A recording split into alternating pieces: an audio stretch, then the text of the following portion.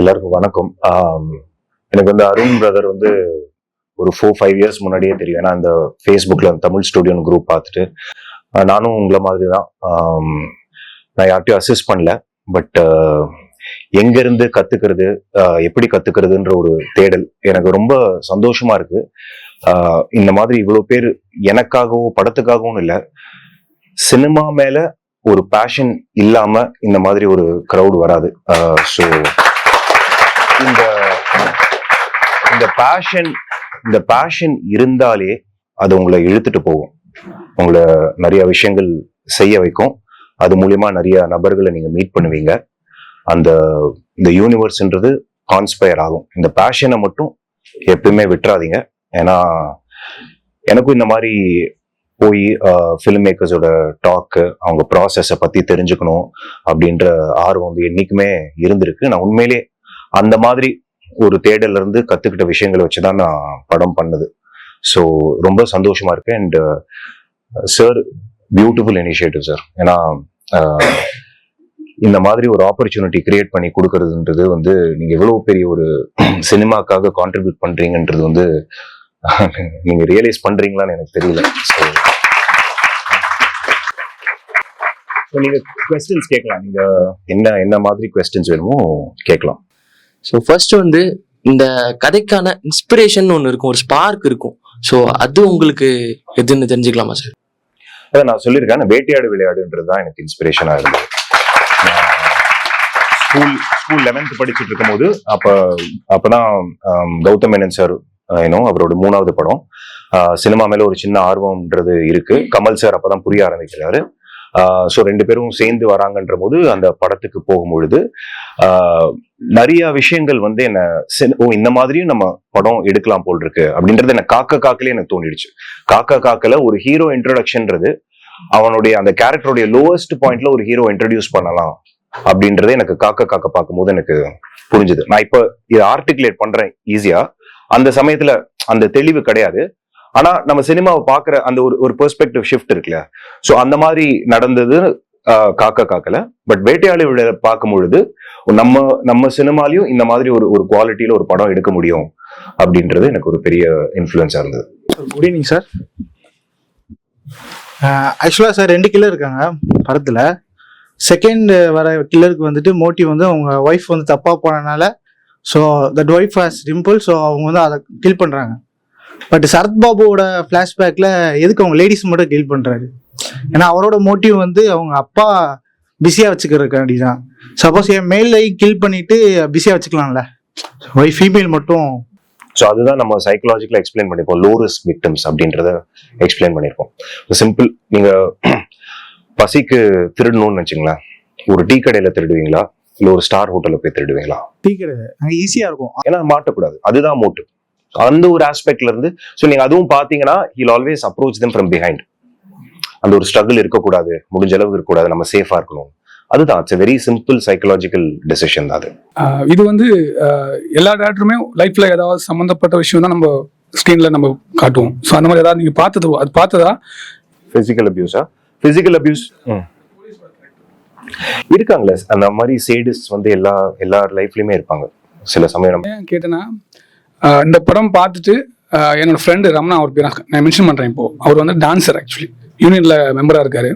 அவருடைய அப்பா அப்படிப்பட்டவர் தான் ஆக்சுவலி. நான் கண்ணதை பார்த்துருக்கேன். நான் ஒரு வருஷமா ட்ராவல் பண்ணோம். அப்போ உங்க படத்தை நானும் பார்த்து அவனுக்கு கால் பண்றேன். அவன் எமோஷனல் ஆனா திரும்ப படம் பார்த்துட்டு வந்து சொல்றான், அப்படியே எங்க அப்பாவோட கேரக்டர் அப்படியே இருக்குடா. தென் அதுக்கப்புறம் அவங்க அப்பாவை கூட்டு போய் காமிச்சிருக்காங்க. அவர் இப்போ ரிட்டையர்ட் ஆகிட்டாரு, அவரும் போலீஸ் தான். தென் ஈ ஃபெல்ட், அப்புறம் சொல்லியிருக்காரு ஆஸ்கிங் சாரிடா அப்படின்னு சொல்லியிருக்காரு. ஸோ அப்போ ஃபீல் பண்ண ஓகே பரவாயில்ல, சினிமா சில மாற்றங்கள் கிரியேட் பண்ணோம். அது உங்க மூலியமா ஆனது ரொம்ப சந்தோஷமா வந்து அதை மென்ஷன் பண்ண நினைச்சேன். தேங்க்யூ. அதுதான் என்னன்னா இந்த படத்துல இன்னொரு விஷயம் என்ன சொல்லணும்னா, ஒரு ஃபார்மேட்டிவ் இயர்ஸ்ல நடக்கிற ட்ராமான்னு இருக்கு இல்லையா, அதனுடைய எஃபெக்ட் இமீடியட்டா தான் இருக்கணும்னு அவசியம் கிடையாது. அண்ட் ட்ராமான்றது ஒண்ணு, இண்டிவிஜுவல் கெப்பாசிட்டின்றது ஒண்ணு. ஒரே ட்ராமாக்கு நீங்க ஒரு மாதிரி ரியாக்ட் பண்ணுவீங்க, நான் ஒரு மாதிரி ரியாக்ட் பண்ணுவேன். என்னால தாங்கிக்கூடிய சக்தி இருக்கும், நீங்க வேற மாதிரி பண்ணுவீங்க. பட் அந்த ட்ராமா வந்து ஃபார்மேட்டிவ் இயர்ஸ்ல ஆயிடுச்சுன்னா எல்லாருமே ஒரு டிக்கிங் டைம் பாம் மாதிரி தான். அந்த ஒரு விஷயத்தையும் நம்ம இந்த செகண்ட் கில்லர் மூலியமா சொல்ல வந்திருக்கும். எப்பனாலும் it can come up to the surface. Thank you. Hello, congrats. So இதுக்கு நீங்க ரியல் லைஃப்ல ஏதாவது ஐ மீன் போய் ரிசர்ச்காக ஏதாவது மீட் பண்ணீங்களா நீங்க? இந்த மாதிரி அக்யூஸ்ட் யாராவது இந்த மாதிரி? அக்யூஸ்ட் யாரும் மீட் பண்ணல, பட் கிரிமினாலஜிஸ்ட் மீட் பண்ணோம்.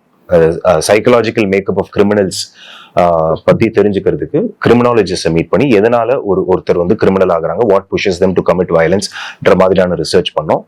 தென் படம் டைரக்ஷன் ஃப்ளோர்ஸ் போறதுக்கு முன்னாடி ரிட்டையர்ட் போலீஸ் ஆஃபீஸர்ஸ், டாக்டர்ஸ் அவங்கெல்லாம் மீட் பண்ணி சின்ன சின்ன டீட்டெயிலிங்காக அவங்க யூஸ் பண்ற லிங்கோ இருக்குல்ல, லாங்குவேஜ்க்காக, ஸோ அந்த மாதிரி ரிசர்ச் வந்து பண்ணியிருக்கோம் நாங்கள். ஸோ அதில் அவங்களோட சைக்காலஜி மீன் ஏன்னா அது கிரைம் பண்ணவங்களோட பெர்ஸ்பெக்டிவ் அதில் வரும்னு நினைக்கிறீங்களா?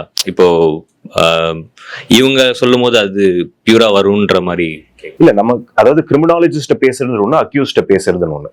ஸோ அக்யூஸ்ட் கிட்ட பேசும்போது ஆப்வியஸா அவங்க சைட்ல இருந்து தான் கதையை சொல்லுவாங்க. கரெக்டா? இப்ப நீங்க உங்க ஒய்ஃபோட சண்டை போடுறீங்கன்னா நீங்க இன்னொருத்தட்ட கம்ப்ளைண்ட் பண்ணும்போது எப்ப பார் அவ சண்டை போட்டுட்டு இருக்கான்னு தான் நீங்க சொல்லுவீங்க. நாங்க சண்டை போடுறோம் நீங்க சொல்ல மாட்டீங்க. அது பேசிக் human behaviour. You always try to keep your image clean. Correct? இது கென்னடியோட பிளாஷ்பேக்லயும் அவர் பண்ணுவாரு. நமக்கு வந்து அவர் அப்படி இருக்கிற மாதிரி இருக்கு. இப்ப அதை பார்த்து உங்களுக்கு பிட்டி வந்ததுன்னா I would say is actually manipulated you. That is how these guys are. Okay. So but criminologist வந்து அவங்ககிட்ட இருந்து எங்களுக்கு மெயினா என்ன தெரிஞ்சதுனாக்க ஆல்மோஸ்ட் 99% ஆஃப் த கிரிமினல்ஸ் வந்து they have some issues in the formative years. அது வந்து ஒரு ஸ்டாட்டிஸ்டிக்ஸாக தான் சொல்றாங்க. தேங்க்யூ. ப்ரோ, என்னோட நேம் வந்து முத்து. நான் வந்து ஆர்டிஸ்ட் ஆகணும்னு சொல்லிட்டு இண்டஸ்ட்ரிக்குள்ள வந்து இப்போ வந்து ஒரு 1 இயரா சீரியலில் கோ டைரக்டா ஒர்க் பண்ணிட்டு இருக்கிறேன். என்னை பொறுத்தளவுக்கு ஒரு எப்படி சொல்லனா, டைரக்ஷன்ல ஒரு ஸ்டோரிங்கிறது யாருமே அவ்வளோ ஈஸியாக வந்து ஸ்டோரி கூட மேக் பண்ணலாம். பட் எனக்கு அந்த மேக்கிங்னு ஒன்று இருக்குல்ல ப்ரோ, அதுவும் நீங்கள் ஃபஸ்ட்டு டேரக்டர் இந்த ஸ்டோரி மேக் பண்ண அப்புறம் இதை டைரக்ஷன் பண்ணும்போது, அதாவது இவ்வளோ பெரிய சரத்குமார் மாதிரி ஒரு ஆக்ட் வச்சு பண்ணும்போது நீங்கள் ஏதாவது ஒரு இடத்துல வந்து காம்ப்ரமைஸ் ஆகி இந்த ஸ்டோரி இதோட பெட்டராக பண்ணியிருக்கலாம், இதுவே போதும் காம்ப்ரமைஸ் ஆகி இந்த இடத்துலயே விட்டுருக்கீங்களா ப்ரோ? ஜென்ரலா ஒரு ஃபாரின் ஃபில்ம் மேக்கர் சொல்லுவாரு, நம்ம படம் எல்லாம் ப்ரெப்லாம் முடிச்சுட்டு ஷூட்டிங் ஆரம்பிக்கும் பொழுதே அவர் என்ன சொல்லுவார்னா, டீம்கிட்ட லெட் த காம்ப்ரமைசஸ் பிகின்னு சொல்லுவாராம். காம்ப்ரமைஸ் இல்லாம படம் எடுக்கவே முடியாது. நீங்க நினைச்சதுல ஒரு 50% கொண்டு வந்துட்டீங்கன்னா I think you are a good filmmaker. Hi Vignesh sir, I am Aravind from Chromepet. உங்கள் படம் பார்த்தேன், ரொம்ப பிடிச்சிருந்தது. சரத்பாபு சார் வந்து அசோக் செல்வனை பார்த்து பக்கத்தில் சாதாரணமாக தான் கேட்பாரு, புதுசாக கூடிய வந்திருக்கீங்களா, வெல்கம் அப்படின்னு சொல்லும்போது ஒரு சின்ன பயம் ஏற்படுது. ஸோ இந்த கேரக்டரை எப்படி பில்ட் பண்ணீங்க, அதோட எக்ஸ்பீரியன்ஸ் பற்றி, இந்த கேரக்டர் மேலே உங்களுக்கு இருந்த ஒரு இதை பற்றி. சரி, அதான் நான் இப்போ ரைட்டிங்ல ஒரு விஷயம் புரிஞ்சுக்கணும் பிரதர். அதாவது இப்ப இந்த கென்னடின்ற கேரக்டர் வந்து எங்களுக்கு எழுதும் போதே அது இன்ட்ரெஸ்டிங்கா படுது. இதுல ஏன் உங்களுக்கு பயம் வருதுன்னா, நீங்க அந்த பாயிண்ட் ஆஃப் டைம்ல நீங்க அசோக் செல்வனை ஒட்டிட்டீங்க, ப்ரொட்டாகனிஸ்டோட நீங்க அலைன் ஆயிட்டீங்க. அவன் எப்படிப்பட்டவன், அவனுக்கு பயம் வரும், அந்த பயம் தான் நீங்க ஃபீல் பண்றீங்க. So it is 50-50. அந்த கேரக்டர் மட்டும் இல்ல, அந்த கேரக்டர் கிட்ட இவன் மாட்டிக்கிட்டா என்ன ஆயிடுமோன்ற பயமும் சேர்ந்துதான் அந்த இம்பாக்டை கிரியேட் பண்ணுது. அண்ட் இந்த படத்திலே மோஸ்ட் காம்ப்ளிகேட்டட் கேரக்டர் அவர் தான்.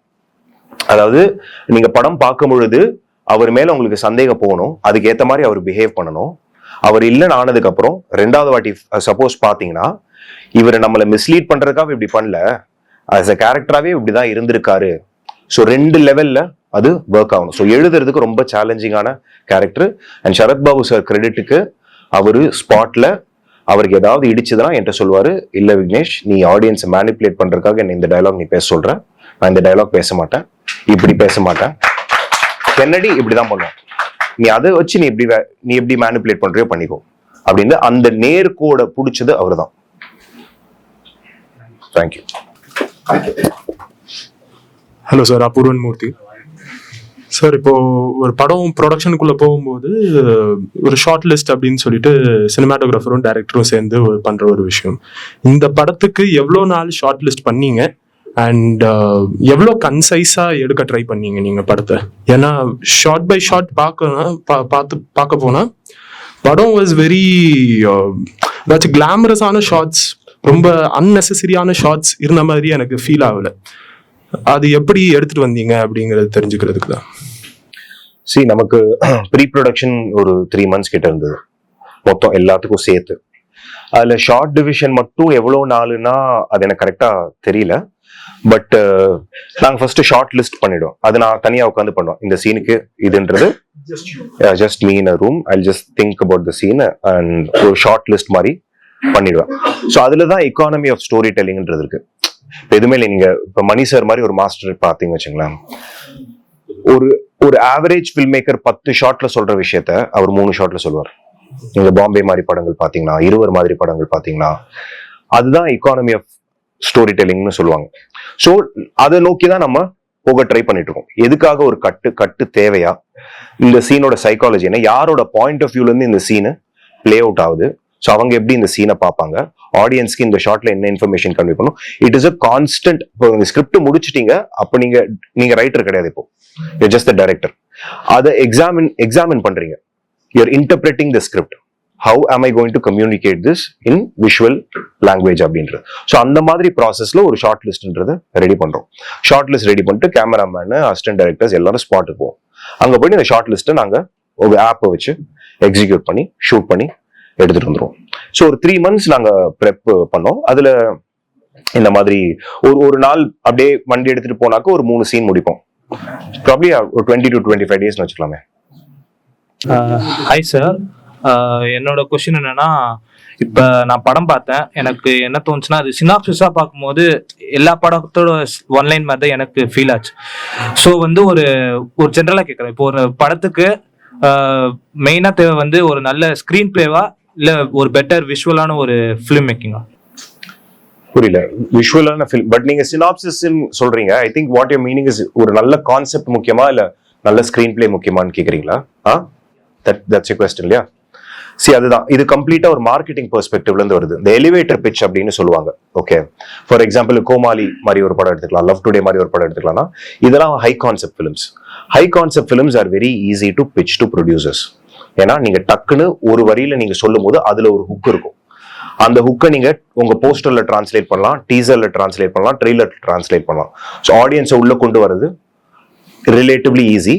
பட் அந்த ஹை கான்செப்டை ஒரு ஃபீச்சர் லென்த்துக்கு ஹோல்ட் பண்றது it's a different set of challenge.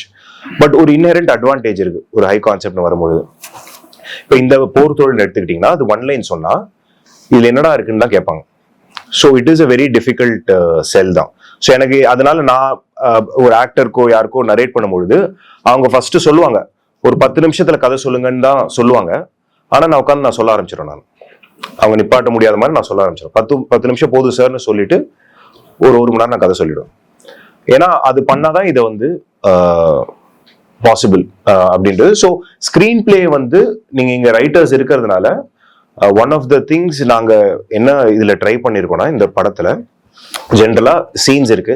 Scene 1, scene 2, scene 3, scene 4 இருக்குன்னு வச்சுங்களேன். பொதுவா இது இது நாங்க ஒன்றும் கண்டுபிடிக்கல, இது ஆல்ரெடி எக்ஸிஸ்டிங் தியரி தான். Scene 1 and then scene 2 and then scene 3 அப்படி இருந்ததுன்னா that is a boring screenplay. Scene 1 therefore scene 2 but there is a scene 3 is a good screenplay. The cause and effect அப்படின்னு சொல்லுவாங்க. So இதை நாங்க maximum hold பண்ணிடுவோம். அதுதான் உங்களுக்கு அந்த ஃபார்வர்ட் மொமெண்டம் கொடுக்குது நீங்க படம் பார்க்கும் பொழுது. ஸோ இது one of the things that we tried while writing the screenplay. Sir வணக்கம். ரைட்டிங் ப்ராசஸ்ல ரைட்டர்ஸ் பிளாக் அப்படின்னு நிறைய பேர் சொல்லுவாங்க. ஸோ அதை நீங்க ஃபேஸ் பண்ணீங்களா? அப்படி வந்ததை எப்படி ஓவர் கம் பண்ணீங்க அப்படிங்கிறது மட்டும் ஏதாவது சொல்லுங்க. அது ரைட்டர்ஸ் பிளாக்ன்றது ஃபேஸ் பண்ணாத ஆளே கிடையாது. அது கண்டிப்பா இருக்கும். என்னை பொறுத்த வரைக்கும்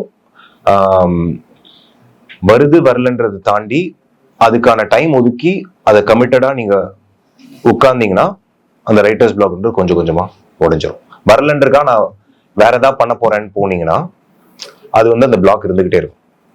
பிளாக் இருந்தாலும் பரவாயில்ல, நான் உட்காருவேன். சும்மா இருந்தாலும் பரவாயில்ல, 2 மணி நேரம் சும்மா உட்காருவேன் அப்படின்னீங்கன்னா, இல்ல அது அலைடான ஒர்க் புரியுதா பண்ணீங்கன்னா அந்த பிளாக்ன்றது அப்படியே பறந்துடும். ஓகே, எனக்கு இன்னொரு விஷயம் என்ன அப்படின்னா, இந்த கதையில உங்களுக்கு அப்படி பிளாக் இப்போ நீங்க சொன்ன ப்ராசஸை எந்த சீன்ல பண்ணீங்க அப்படின்னு எதுவும் சொல்ல முடியுமா? மேக்சிமம் பிளாக் ஆனது அந்த செக் போஸ்ட் சீன். அந்த செக் போஸ்ட் சீனு முன்னாடி வரைக்கும் எழுதியாச்சு. அங்க என்ன பண்றதுன்னு தெரியாம கிட்டத்தட்ட ஒரு 3 weeks கிட்ட மாட்டிக்கிட்டோம்.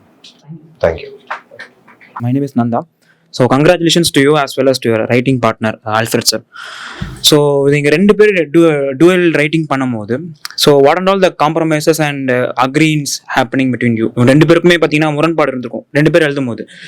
ஸோ யார் வந்து யார்கிட்ட வந்தா இப்போ அவர் வந்து உங்களோட ஜோனுக்கு வந்தாரா இல்லை நீங்கள் அவரோட ஜோன் பண்ணீங்களா இல்லை 50-50 வந்து ரெண்டு பேரும் கொலை மீட் ஆகி நின்னீங்களா ஒரு ரைட்டிங் ப்ராசஸில்? அதாவது சேர்ந்து எழுதும் பொழுது ரெண்டு பேரும் ஓகே சொன்னாதான் அந்த சீன் உள்ள போகும். உங்களுக்குள்ள அந்த அக்ரிமெண்ட் வச்சு? ஆமாமா. ஓகே. அது நான் அவரை கன்வின்ஸ் பண்ணல, அவர் என்ன கன்வின்ஸ் பண்ணோம். ஸோ தட் டுக் டைம் இல்லை நீங்கள் அது ரெண்டு பேருமே ஈக்குவலான்ட்டீங்களா? அதுக்கு என்னன்னா நீங்க உங்க ரைட்டிங் பார்ட்னரை கரெக்டா சூஸ் பண்ணணும். எப்படி ஒரு லைஃப் பார்ட்னர் சூஸ் பண்ணுமோ ரைட்டிங் பார்ட்னரை நீங்க கரெக்டா சூஸ் பண்ணணும். அது எப்படி நீங்க அதை சூஸ் பண்ணணும்னா சிம்பிள், உங்களுடைய வேர்ல்டு வியூ ஒன்னா இருக்கணும். எப்படி பாக்குறோம் அது அவங்களுக்கும் ஒரே மாதிரி இருக்கும். இந்த கதைக்கான வேர்ல்டு வியூ ஒன்னா இருக்கணும். இது வந்து இதை பார்த்தா எனக்கு சிரிப்பு வருது, உங்களுக்கும் சிரிப்பு வருதா? எவ்வளவு சிரிப்பு வருது? இதை பார்த்தா நான் அழுவேன், நீங்க அழுவீங்களா? இதுதான் வேர்ல்டு வியூன்னு நான் சொல்ல வரேன். அந்த வேர்ல்டு வியூ அலைன் ஆகிற ரைட்டர்ஸ் கூட மட்டும்தான் நீங்க பார்ட்னர் பண்ணணும். அந்த செக் போஸ்ட் அந்த போலீஸ் வந்து இன்டர்கேட் பண்ணுவாங்களா, அது கொஞ்சம் என்னன்னா அது ரொம்ப ஹைக்கு போயிட்டு இருக்கும், நின்றுடும் அது. பட் அந்த நேரம் பார்த்தீங்கன்னா கடைசி கேள்விக்கு அப்புறத்துல ஸ்டண்ட்டே எதுவுமே இல்லையே அப்படின்னு சொல்லும் போது ஒரு செகண்ட் அமைதியாயிட்டு அந்த ட்ரெயின் மட்டும் பாஸ் ஆகும். லிட்டரலா அது வந்து ஹார்ட்டே வெளியே எடுத்துருச்சு. அந்த மாதிரி ஒரு சவுண்ட் டிசைனும் அந்த அலைடா இருந்துச்சு. அது நீங்க அந்த ட்ரெயின் சீன் வரணும்னு வச்சிங்களா இல்ல வேற எங்கன்னா வைக்கிற மாதிரி இருந்து அங்க வச்சிட்டீங்களா? ரைட்டிங்ல அது வந்துருச்சா? அது இல்ல, ரைட்டிங்ல அது ஒரு ரெகுலர் செக் போஸ்ட், இந்த ட்ரங்க் அண்ட் டிரைவ்லாம் பிடிப்பாங்களே அந்த மாதிரிதான் யோசிச்சது. ஆமா, அதுக்கப்புறம் நான் அதை சொன்னேன் இல்லையா, டைரக்ஷன் வரும்போது நீங்க உட்காந்து யோசிக்கணும் இந்த சீன் எப்படி எலிவேட் பண்றது போது ஒரு ட்ரெயின் ரயில்வே கிராசிங்னா நமக்கு இன்னும் எலிமெண்ட்ஸ் இருக்கு அப்படின்ற ஒரு ஐடியா வந்து அந்த இடத்துல ஸ்டேஜ் பண்ணுது. அது நீங்க சொல்ற மாதிரி சவுண்ட் டிசைன் தான். நீங்க அந்த இடத்துல உங்களுக்கு ஜம்ப் ஸ்கேர் வருதுன்னா மிக்ஸ் இன்ஜினியர் ஒரு மூணு நிமிஷத்துக்கு முன்னாடி இருந்தே அந்த வேலையை பார்க்க ஆரம்பிச்சிட்டாரு. ஏத்தி அப்படியே ஒரு சவுண்டா மியூட் பண்ணி ஒரு டெட் சைலன்ஸ் கொண்டு வந்ததுக்கு அப்புறம் இது போறது. ஸோ எல்லா டிபார்ட்மெண்ட்ஸும் சேர்ந்து பண்ற ஒரு விஷயம் தான் அது. Thank you sir. Good evening sir. Congratulations for your movie sir. Sir, என்னோட கொஸ்டின் என்னன்னு பார்த்தீங்கன்னா, மூவி ஓப்பனிங்கில் பார்த்தீங்கன்னா 2 போலீஸ் வந்து பேசிக்கிட்டே காரில் போயிட்டு இருப்பாங்க. அவங்க பேசிட்டே போகிறதுக்கு அப்புறம் அவங்க அந்த பொண்ணு அங்கே இறந்து கிடக்கிறத பார்ப்பாங்க. ஸோ நீங்கள் அதே மாதிரி தான் செகண்ட் ஹாஃபில் பார்த்தீங்கன்னா சரத்குமார் சார் வந்து அவங்களை ஃபாலோ பண்ணுறதுக்காக நிற்க வச்சுருக்கும் போது அவங்க மிஸ் பண்ணுவாங்க. ஸோ இப்போ இந்த கேரக்டர்ஸ் வந்து அவங்க வந்து அந்த கெனடியை மிஸ் பண்ணணும் அப்படிங்கிறதுக்காக அவங்கள இந்த ஃபர்ஸ்ட் ஹாஃப்ல இருந்தே கொண்டு வந்தீங்களா, இல்லை இவங்களால தான் இந்த கதை மூவ் ஆகணும் அப்படிங்கிறதுக்காக நீங்கள் கொண்டு வந்திருந்தீங்களா அந்த கேரக்டர்ஸ்? இல்லை, அது எப்பயுமே ஒரு கோர்வையா இருந்தா ஒரு ஸ்கிரீன் பிளேன்றது இன்னும் பிலீவபிள் ஆகுன்றதுதான் விஷயம். அந்த இடத்துல ஒரு புது கேரக்டர் கொண்டு வந்துருக்கலாம். இந்த செட்டப் பே ஆஃப்னு சொல்லுவோம் ஸ்கிரீன் ரைட்டிங் டேர்ம்ஸ்ல. ஒரு விஷயத்த செட்டப் பண்ணிட்டு நீங்க எதிர்பார்க்காத இடத்துல பே ஆஃப் பண்ணும் பொழுது அந்த இடம் கன்வீனியன்டா இருந்தாலும் கன்வின்சிங்கா இருக்கும் ஆடியன்ஸ்க்கு. ஸோ அதுக்காக பண்ண விஷயம் தான். நிறைய விஷயங்கள் இந்த ஸ்கிரீன் பிளேன்ல எல்லா ஸ்கிரீன் பிளேன்லயும் இந்த ரிவர்ஸ் இன்ஜினியரிங்னு சொல்லுவோம். ஸோ இங்க ஒன்று தேவைன்னா அதுக்கு முன்னாடியே வேலை பார்த்துடணும். ஸோ அந்த மாதிரி பண்ண ஒரு எலிமெண்ட் தான் அது. சார், ஒரு படம் பார்க்கும் போதே நான் ஃபர்ஸ்ட் ஷோ பார்த்தேன், ஓப்பனிங் ஷோ பார்த்தேன் படம். ஸோ அப்போவே இந்த டவுட் எனக்கு வந்துச்சு. என்ன அப்படின்னா 3rd மர்டர் நடக்கும், அதுக்கப்புறம் மார்ச்சுவரியில் அந்த ஃபேமிலி அழுதுட்டு இருப்பாங்க. அப்போ வந்து அந்த டிரைவர் வந்து அசோக் செல்வன்ட்ட என்ன சொல்லுவாருன்னா, சார் போய் கேளுங்கன்னா இல்லை அவங்க அழுகட்டும் அப்படின்ற மாதிரி பொறுமையாக இருப்பார். அப்போ அவர் என்ன சொல்லுவாருன்னா, நம்ம வேலை தான் அது அப்படின்ற மாதிரி சொல்லுவார்.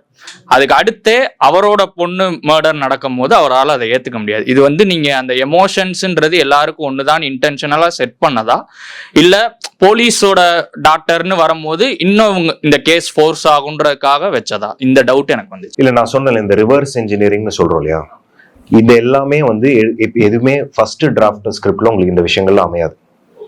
நீங்கள் ஒரு வாட்டி முடிச்சிடணும் கதையை முடிச்சதுக்கு அப்புறம் சரி இப்போ இந்த சீன்ல இது நடக்குதுன்னா இதை நான் முன்னாடி சீன்ல ஏதாவது செட்டப் பண்ண முடியுமா, இதை ஸ்ட்ரென்தன் பண்ண முடியுமா அப்படின்ற ஒரு தாட் ப்ராசஸ்ல தான் இந்த மாதிரி ஐடியாஸ்லாம் உங்களுக்கு கிடைக்கும். ஸோ அந்த டிசைன் தான், பை டிசைன் தான். சார், ஆக்சுவலி இப்போ ப்ரொடியூசர் கிட்ட நாங்கள் போய் அப்ரோச் பண்ணும்போது ஒரு லிஸ்ட் கொடுக்குறாங்க, இதெல்லாம் அவாய்ட் பண்ணுங்க அப்படின்ற மாதிரி.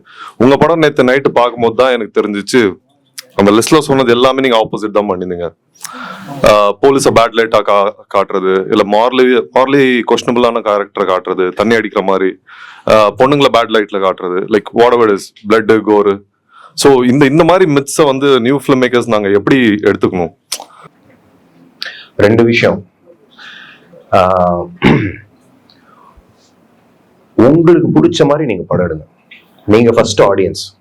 இந்த படத்தை நான் பார்ப்பேனா, எனக்கு பிடிச்சிருக்கா, அது மட்டுமே உங்களுடைய அளவுகோலா இருக்கணும். வேற எதை பத்தியும் நீங்க கவலைப்படக்கூடாது ஃபர்ஸ்ட். ரெண்டாவது, நீங்க கதையை எழுதிட்டு எப்படி இந்த கதைக்கு இவங்க தான் ஹீரோ, இவங்க தான் மியூசிக் டைரக்டர், இவங்க தான் எடிட்டர்னு டிசைட் பண்றீங்களோ, ப்ரொடியூசரை நீங்க தான் சூஸ் பண்ணணும். நான் என்ன மீன் பண்றேன்னா, ஒரு ப்ரொடியூசர் இருக்காருன்னா அவங்க என்ன ஒர்க் பண்ணிருக்காங்கன்னு பாருங்க, அவங்க பாடி ஆஃப் ஒர்க் பாருங்க.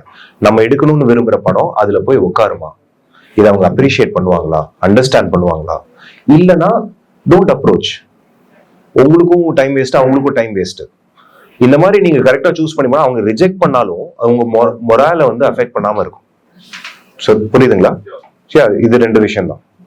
Thank you sir. என் பேர் டார்வின் சார். ஆக்சுவலி எனக்கு ஃபிலிம் மேக்கிங்கில் இன்ட்ரெஸ்ட் இருக்குன்னு தெரிஞ்சுக்கவே ரொம்ப நாள் ஆயிடுச்சு. ஆனால் எனக்கு ஸ்டோரிஸ் எழுதுறது பிடிக்கும். அதோட கிரியேஷன் வந்து இப்போ ஒரு ஸ்டோரி எழுதுறோன்னா அந்த ஸ்டோரிக்கு அதுக்குன்னு தனியாக ஒரு வேர்ல்டு, நாமளே ஒரு வேர்ல்டு கிரியேட் பண்ணுவோம். அந்த வேர்ல்டில் நம்மளோட கேரக்டர்ஸ் எல்லாத்தையும் விளையாட விடுவோம். அந்த கேரக்டர்ஸ் ப்ளே பண்ணி நம்ம வந்து நம்மளோட இமேஜினேஷனை வந்து ஒரு ஃபிலிமாக கொண்டு வரோம். இப்போ என்னோட டவுட் என்னன்னா, இப்போ நான் இமேஜின் பண்ணதை அப்படி என்னால் ஸ்க்ரீனில் கொண்டு வர முடியுமா? அதாவது என்ன அதில் ஸ்கிரிப்ட்ல இருந்து ஒரு கரெக்டாக நான் இமேஜின் பண்ண கேரக்டர் அதோட இன்டென்ஸையும் அதோட ரோலையும் கரெக்டாக இல்லை, அதுதான் முயற்சி இல்லையா? அந்த முயற்சி தான் நம்ம டைரக்ஷன் கொண்டு வரோம். ஃபேண்டசி ஃபிலிம்னு இல்லை சார். இப்போ சைஃபை நிறைய ஜானர்ஸில் ஃபிலிம் இருக்குது. அட்வென்ச்சர், ஹாரர், அந்த மாதிரி சைக்கோ அந்த மாதிரி கூட இருக்குது. இப்போ அந்த மாதிரி ஒரு படம் எடுக்கும் போது நமக்குன்னு ஒரு யூனிவர்ஸ் மாதிரி கிரியேட் பண்ணி ஆடியன்ஸை உள்ளே கொண்டு வரோம். அப்படின்னு பார்க்கும்போது இப்போ ஃபார் எக்ஸாம்பிள் ஒரு ஃபேண்டஸியாக கூட ஒரு யூனிவர்ஸை கிரியேட் பண்ணுறோம்னு வச்சுக்கோங்களேன். இப்போ நம்ம வந்து அதோட இமேஜின் பண்ணி அந்த கேரக்டர்ஸை எப்படி ஸ்க்ரீனுக்கு கொண்டு வர்றது, அது ஏதோ ஒரு சின்ன டிப்ஸ். இல்லைங்க, நீங்க இது சினிமான்றது ஒரு தனி மனித முயற்சியே கிடையாது. உங்களுக்கு ஒரு பெரிய டீம் இருக்கு, அதுக்கான ஸ்பெஷலிஸ்ட் இருக்காங்க. ஒரு டைரக்டரா ஆக்சுவலா எதுவுமே தெரியணும்னு அவசியம் கிடையாது, உண்மைதான். அதுக்குன்னு ஹெச்ஓடிஸ் இருக்காங்க. உங்களுக்கு ஒரு விஷன் இருக்கு, கரெக்டா? இந்த மாதிரி இருக்கும், இந்த மாதிரி இருக்கணும், ஒரு ஹீரோ வீடுனா இப்படி இருக்கணும், ஒரு போலீஸ் ஸ்டேஷன் அப்படி இருக்கணும், ஒரு விஷன் இருக்கு. உங்களோட வேலை அந்த விஷனை உங்களுடைய ஹெச்ஓடிஸ்க்கு கம்யூனிகேட் பண்றது, அதை அவங்க எக்ஸிக்யூட் பண்ண போறாங்க. ஸோ எல்லாரும் சேர்ந்து பண்றது தான் இந்த வேர்ல்ட் பில்டிங்கிறது. ஆக்சுவலி உங்க படத்துல எனக்கு பிடிச்ச விஷயம் என்னன்னா, எனக்கு வந்து எப்பயுமே ஒரு தைரியம் இல்லாதவன் கடைசியா வந்து ஒரு தைரியமானவ மாறுறது, ஒரு பாய் வந்து ஒரு மென்னா மாறுதுன்னு உங்க இன்டர்வியூல சொல்லியிருந்தீங்க. எனக்கு அந்த கோட் ரொம்ப பிடிச்சிருந்தது. உங்க படத்துலயே எனக்கு அது பிடிச்சிருந்தது. லைக் அந்த மாதிரி தான் எனக்கும் கதையில இது பிடிக்கும், அதனால தான் கேட்டேன். இல்ல, இதுதான் விஷயம். நீங்க ஸ்டோரி எழுதிட்டு அதுக்கப்புறம் நீங்க உங்க டீம் அசெம்பிள் பண்ணீங்கன்னா அவங்க உங்களுக்கு ஹெல்ப் பண்ணுவாங்க. சார், இப்போ படத்துல வந்து ரெண்டு ஃபிளாஷ்பேக் காமிச்சிருப்பீங்க. அதாவது ஒன்று வந்து பார்த்தீங்கன்னா அந்த ஃபர்ஸ்ட் இருக்கிற ஒரு வில்லனுக்கு பார்த்தீங்கன்னா அவருக்கு வந்து ஒரு லென்த்தியான ஃப்ளாஷ்பேக் இருக்கும். ஸோ ரொம்ப நேரம் காமிச்சிருப்பீங்க, ஆடியன்ஸே நம்பிடுவாங்க, ஓ இவர் தான் பண்ணியிருப்பாரு அப்படின்ற மாதிரி ஒரு இதில் கொண்டு போயிருப்பீங்க. பட் ஆனால் செகண்ட் இல்லை அவர் இல்லை அப்படின்ன பிறகு அடுத்த ஒரு இதை காமிக்கும் போது அது வந்து ஜஸ்ட் ஒரு ஒன் ஷாட்ல தான் இருக்கும். அந்த ஒன் ஷாட் நீங்கள் பிளான் பண்ணி எக்ஸிக்யூட் பண்ணியிருப்பீங்க. அப்போ அது வந்து கன்வே ஆயிடுதோ, அப்போ உங்க ஒய்ஃப் வந்து ரொம்ப தப்பா இருக்கிறதுனால தான் இதுவாயிடுது அப்படின்னு சொல்லிட்டு அந்த ஒன் ஷாட்லேயே கன்வே ஆயிடுச்சு எல்லாருக்குமே. ஏன் நீங்க இப்போ சொன்னீங்க, மேபி அந்த ஆன்சரா இருக்கலாம். Point of view, Ashok Selvan point of வியூல இருக்கிறதுனால நான் வந்து அதை லென்த்தியா காமிச்சேன், இதை கம்மியா காமிச்சிங்கன்னு உங்க இருக்கலாம். பட் ஆனால் உங்க ஐடியா என்ன சார்? அது ஒன் ஷாட்ல காமிச்சிடலாம் அப்படின்றது வந்து ஸ்கிரீன் பிளே டைட்டா இருக்கணும், கரெக்டா இருக்கணும் அப்படின்றதுக்கான இது பண்ணீங்களா? இல்ல அசோக் செல்வன் பாயிண்ட் ஆஃப் வியூல இருந்து காமிக்கிறோம், அதனால இதை நான் வந்து அந்த பாயிண்ட் ஆஃப் வியூல இருந்து அவுட் ஆஃப் இதுல காமிக்கிறேன் அப்படின்றதுனால ஷார்ட்டா காமிச்சிடலாம் அப்படின்றதுக்காக காமிச்சோம்? ஆமா, நாங்க அதுதான் சொன்னேன். அந்த சீனே வேணாம்னு நாங்க யோசிச்சோம். அந்த சீன் எடுத்துடலாம், ஆனா அது ரொம்ப பெரிய ரிஸ்கா பட்டுச்சு எங்களுக்கு. எத்தனை பேருக்கு புரியும்? அதை எடுத்தாலும் புரிய வாய்ப்பு இருக்கு. ஏன்னா அதுக்கப்புறம் பேசுறாங்க, ஒய்ஃப் போட்டோவை பாக்குறாங்க, ஒய்ஃப்னாலதான் அப்படின்றது எல்லாமே இருக்கு, ஒர்க் ஆயிருக்கும். ஆனா எந்த அளவுக்கு அதெல்லாம் தான் நீங்க ஒரு ரைட்டரா நீங்க எடுக்க வேண்டிய சில கிரியேட்டிவ் ரிஸ்க்ஸ்ன்றது எல்லா ப்ராஜெக்ட்லயும் நீங்க எடுக்க வேண்டியிருக்கும். ரைட்டராகவும் சரி, டைரக்டராகவும் சரி, அது ரிஸ்க் எடுக்கிறோம்னா இறங்கி எடுத்துடணும். ஒர்க் ஆகுதுனாலும் ஒர்க் ஆகணும், you have to take the blame are you take the credit. So அதுதான் விஷயம். ரெண்டாவது, இதுல இந்த படத்துல இன்னொரு ஒரு விஷயம் என்னன்னா, இந்த ரெட் ஹெரிங் அப்படின்னு ஒரு விஷயம் இருக்கு. அது நீங்க கேள்விப்பட்டிருக்கீங்களா தெரியல. ஒரு பொதுவா த்ரில்லர்ஸ்ல ரெட் ஹெரிங்ன்றது ஒரு கான்செப்ட். அதாவது இவர் மேல ஃபால்ஸா சஸ்பிஷனை கிரியேட் பண்ணி நீங்க இவரை ஃபாலோ பண்ணிட்டு இருப்பீங்க, கடைசியில பார்த்தா வேற ஒருத்தரா இருப்பாரு அப்படின்றது. ஒரு சின்ன தகவலா சொல்றேன். இந்த ரெட் ஹெரிங்ன்றது என்னன்னாக்க ஒரு மீன் வகை. ஸோ அந்த காலத்துல இந்த வேட்டை நாயெல்லாம் இருக்கு இல்லையா, இந்த வேட்டை நாய் எந்த அளவுக்கு நல்ல நாயின்னு தெரிஞ்சுக்கிறதுக்கு அந்த ட்ரையல் இருக்கு இல்லையா, அதுல இந்த மீன் அந்த ரெட் ஹெரிங் அங்கங்க போட்டு போவாங்க. புரியுதா? அந்த ஸ்மெல்லுக்கு போகாம நேரா போற நாயை அவங்க வாங்கிப்பாங்க சந்தையில இருந்து. ஸோ அங்க இருந்து வந்ததுதான் இந்த ரெட் ஹெரிங்ன்றது பேசிக்கா ஒரு டிஸ்ட்ராக்ஷன். ஸோ ஜென்ரலா நீங்க இந்த யாரோ கேட்டாங்க இந்த ஜானர்ல இருந்து எப்படி நம்ம டிஃபரெண்டா பண்றோம் அப்படின்றது. ஜென்ரலா இந்த மாதிரி ஒரு ஜானர் படத்துல இந்த மாதிரி ரெட் ஹெரிங் வரும்போது இவர் கில்லர் இல்ல இன்னொருத்தர் கில்லர்ன்றதுதான் ஜென்ரல் டெம்ப்ளேட். போர் தொழில் என்ன வித்தியாசம் பண்ணிருக்கோம்னா, he is a killer but he is not the killer. புரியுதா? சோ இதுதான் அந்த சப்வர்ஷன் நம்ம சொல்றோம். ரெட் ஹெரிங் இவர் சொல்றாரு, அந்த பிளாஷ்பேக் முடியும் போது நீங்க நம்பிடுறீங்க இவர்தான்ட்டு, அதுக்கப்புறம் நம்ம அதை ட்விஸ்ட் பண்றோம். சோ இதுதான் அந்த ஜானர் சப்வர்ஷன் சொல்ற விஷயம்.